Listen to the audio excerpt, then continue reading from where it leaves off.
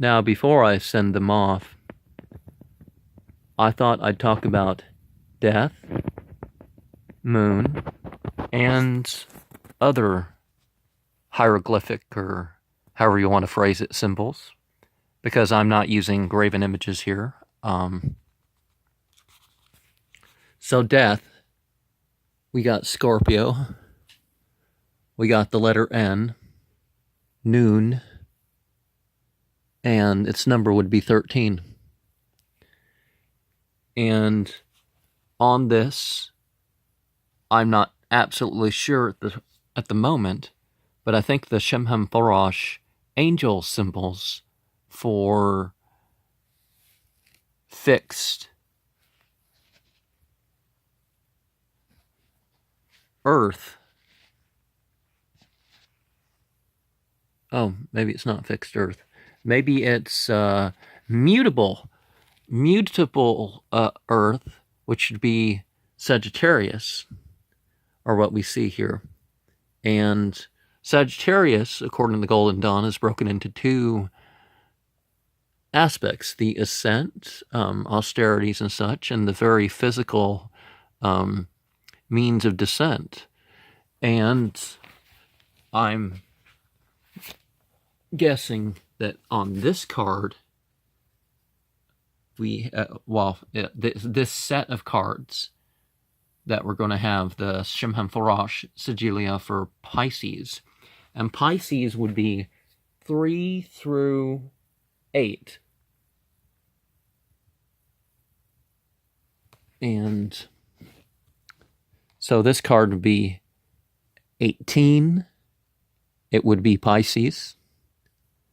And you'd have the letter Q, Qaf, and Qaf is the symbol of the horizon. Oh yeah, there's the Pisces sign. So we have all the basic symbolic elements that a person would usually find. You find the little letters culminating in, well, sometimes you would have 18 little drops of blood or something like that. But anyways, the full moon and the creatures responding to the full moon of the different types. The pillars in this one are about the same. The creature of the water, the two figures, the pair, the opposites. It's a character. It's a card that relates to is there illusion or is there sorcery? What's the contrary to that? Remember, the sphere of the moon itself, not the path of the moon, but the sphere of the moon is not only the one of prayer, but it's the one it's the sphere where magic occurs, where the sorcery and the witchcraft and stuff like this. So the bedazzlement of the strange signs and cycles, because Kuf would be the letter of cycles. Noon would be the number of growth. See, the death card is the card of life. Out of the black and the decaying and such comes the other colors and other means. And wings as if regeneration. The sun as in the rising or the birth. An eagle, a snake, a scorpion, a fish, all traditional elements of that 13th numbered card, which would be death. And we go over here and we see justice. So Libra, which would be next to Scorpio, is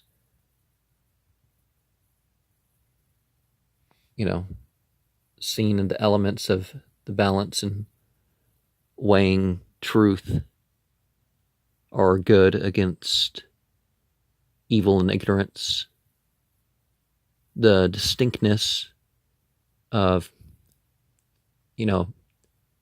making things precise, as, you know, when you move about powder with a knife or something like that. The Ma'at, or the Shu, meaning the soul. And obviously we have to pass through the judgment of death, and that's what that card symbolizes. And if we go further, you know, past Sagittarius, I guess let's look at Capricorn here. Capricorn is the voluntary servitude. The 15th card, the Line. So it gets us to look at cycles and stuff like this, and stuff that could be, you know, see, they're just holding on to their evil, their ignorance, their perversion, and they can't see the good. They can't follow it back to what the good is about it. They can't follow it back to find their spiritual side of the physical, or they could.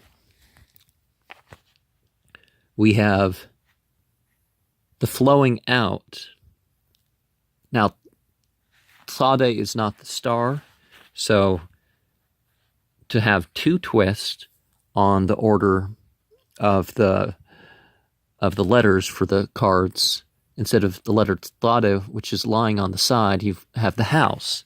And if it's the age of Aquarius, you know, the March sign you see with the sunrise, that would make sense that we are looking at it being the house letter, because, or the guy jumping for joy, declaring, oh, this is the age. And, you know, obviously we want to see the growth. We want to see the, we want to achieve a sense of innocence, even in our, you know, even in when we display ourselves. Now,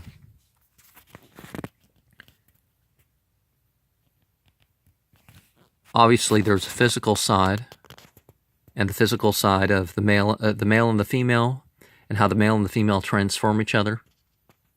But we got to go within. We have introspection to do, but outer referral and ascent is a way of thinking about it. Descent would be the referral to the self. So you got to deal with it on both hands, and you don't necessarily have to go to angelic worship and demon worship to accomplish these things.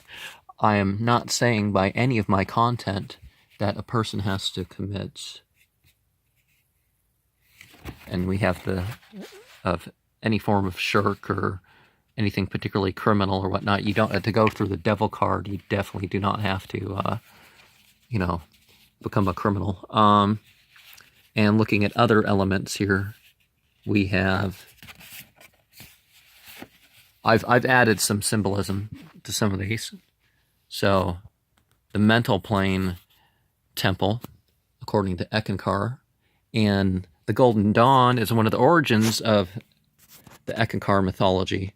So the Harold Klemp says that the Golden Dawn is one of the doesn't quite say it that way, but he says, well, he claims that Ekankar is the founding of the Golden Dawn, but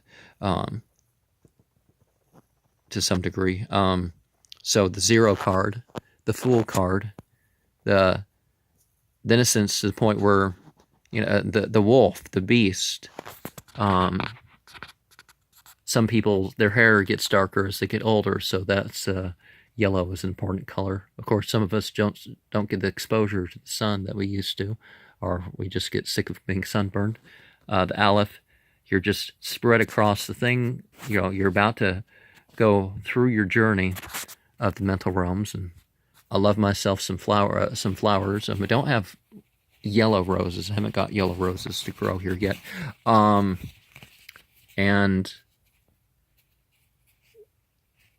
the magician. Now, by magician, I don't necessarily mean sahir. I mean the skilled worshiper. And the magician, the Gimel, he takes a step, And he's got all the tools. So very, very, very father stage sort of thing. The rules and the skills, he's got it all laid out before him. But he's surrounded by the awareness of the different layers of his being, and that there's a spiritual realm outside of him that he's dealing with, or it's inside of him at the same time, but there is a difference. There is a beside oneself. And the etheric, the sort of plant-like connection to the universe is important to work with. We have the Garahira and the Katsipari Monastery. So, see, I hide little Ekankar temples in the middle of these paintings to further represent, the physical, a couple aspects of the hidden physical and the etheric realm, which is obviously a psychic realm. And I don't have a full set of colors going on here.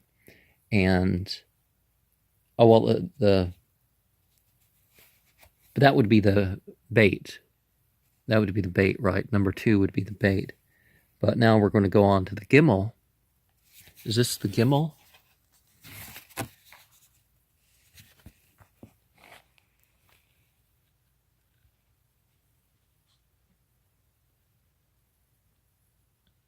Well, that's really the Gimel, but yeah, got the Gimel and the bait. And we have the elements of the High Priestess. The High Priestess operating between realms and in between interpretations, partially obscured. The movement of the opposites. And I guess that's all I could say for, all I'm going to say for these for now. But let me slowly go over so all the lines are seen by the audience that wishes to see these. But I don't use graven images. Now, I don't consider it I no longer consider it about the worst thing a person can possibly do. But they're all letters. They're all numbers. They're all hieroglyphic sort of symbols and stuff that you can work with. Symbols for angels and demons and whatnot.